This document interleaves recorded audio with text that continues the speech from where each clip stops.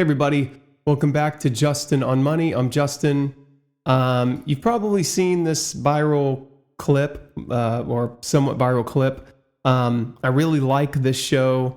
Love the show actually. And this episode caught my attention because it's, talking about the very thing we like to talk about on this channel, which is money. And so I'm going to play this clip for you really quick. And then we'll talk about it. Through the dollar as the intermediary. So that's what's going on. How does that affect us? Well, if the dollar isn't the reserve currency, we're screwed. Like, we become, Argentina. It can be very bad. Okay, so basically, if the dollar isn't the reserve currency, we're screwed. We basically become Argentina. That's a very strong claim, okay? And parts of it are true, but the conclusion, I think, jumps over the most important part, okay? And that's how the dollar system actually works in the plumbing. Quick question, though, before we get started. Do you think the world is trying to replace the dollar or route around the US without replacing it? Let me know what you guys think in the comments. I just want to let you know this is not a political video, okay? I'm not pro anyone or anti anyone. This is strictly a money and banking video. I like to keep this very neutral if we can, okay? It's hard to talk about money without talking about politics.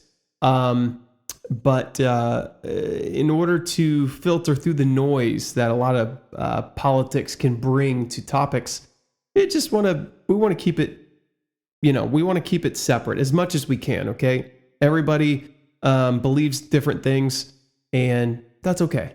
But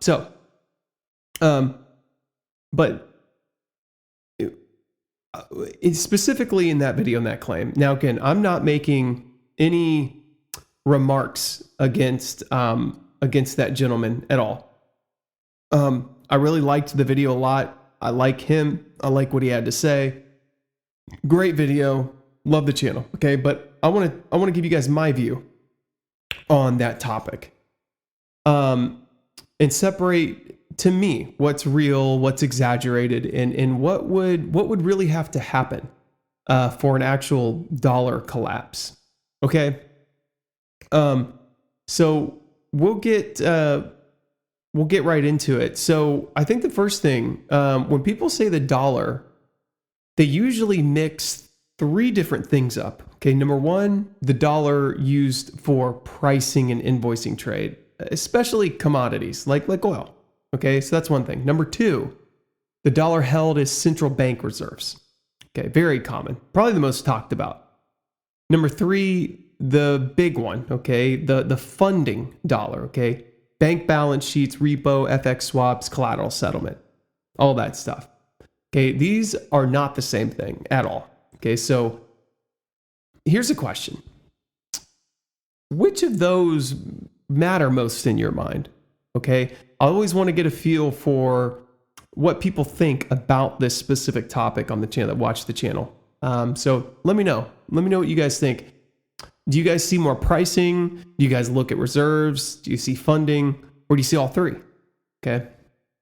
Let's jump straight into the BRICS topic. Okay. What are they doing? What is BRICS actually doing? Okay. They're not creating one BRICS currency tomorrow. Okay. What they're trying to do is build financial plumbing so trade can settle internally. Okay. When possible. So here's a question. Why should Brazil and China always transit the US dollar to trade soybeans? That's the point, okay? They're building ways around this, okay? So options like local currency settlement, alternate rails, and less dependence on US controlled nodes. But here's the key, okay? Reducing dollar usage in some trade flows is not the same thing as replacing the dollar as the world's funding benchmark. So that's my take on it. Okay. Now, the viral leap, I think, which is really powerful and very scary to think about, okay, The one you saw at the beginning, okay, is the reserve currency. Okay, if the dollar isn't the reserve currency, we become Argentina. And that sounds very dramatic, but I think, in all due respect, it skips the mechanism. The U.S. runs deficits to finance them. Okay, the U.S. issues treasuries. Okay, global investors hold treasuries because they're liquid, they're usable as collateral, and they sit inside the global financial plumbing. If demand changed structurally, borrowing costs could rise and fiscal choices kind of get tighter. Okay, that's real. But it's not a one switch apocalypse. Okay, it's not a cliff.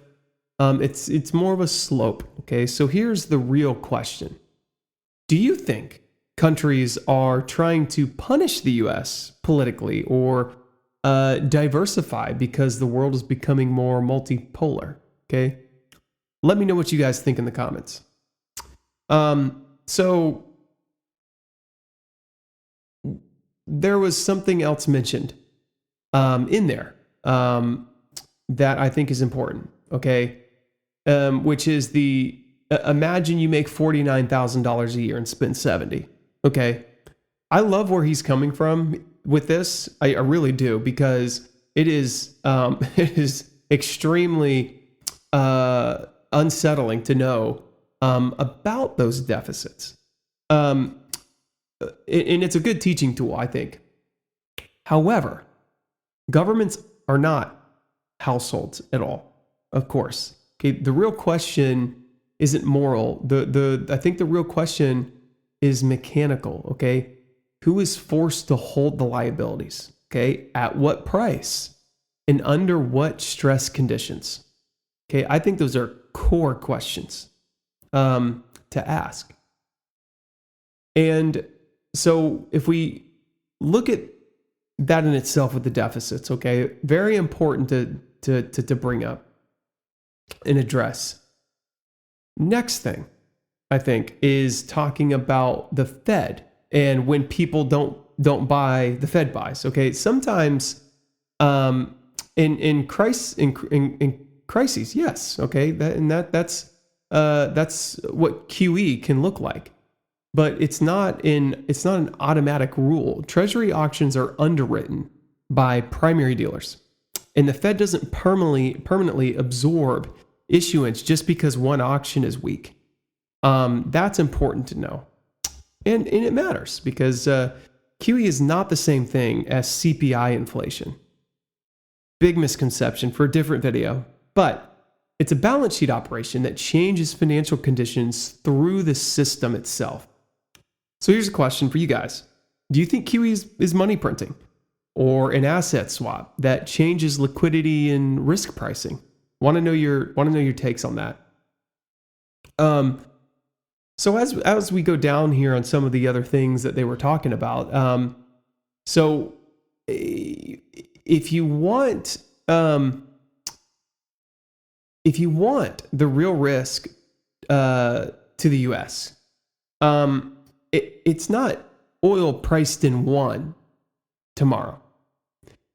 The real risk channel, I think, is slower. Okay, number one, structurally higher borrowing cost. Okay, that's number one. Number two, a rising interest rate or interest burden that crowds out fiscal choices. Number three, confidence in political risk get priced into term premium. Okay, really important. Number four, hedging costs rise for foreign holders. Okay, this would reducing marginal demand basically. That's how a system tightens. Not overnight collapse, but fewer degrees of freedom over time. So here's kind of the cleanest way to think about it. In the most simple way. Trade settlement can be redesigned. Reserve portfolios can be diversified. But global funding runs on deep collateral markets. If you take away anything from this video, take away the fact that global funding runs on deep collateral markets. Okay, and the dollar system is still the deepest pool. So when someone says they won't use the dollar anymore, the follow-up question, I think, is, okay, what clears at scale when markets panic? Would be one question I had. Okay, what collateral do banks pledge?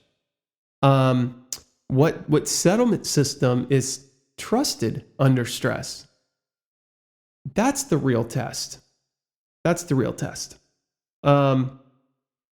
So I have a couple questions to close out with. 3 questions specifically. Number 1, do you think BRICS is trying to replace the dollar or route around U.S. control? Okay. Number 2, second question I have.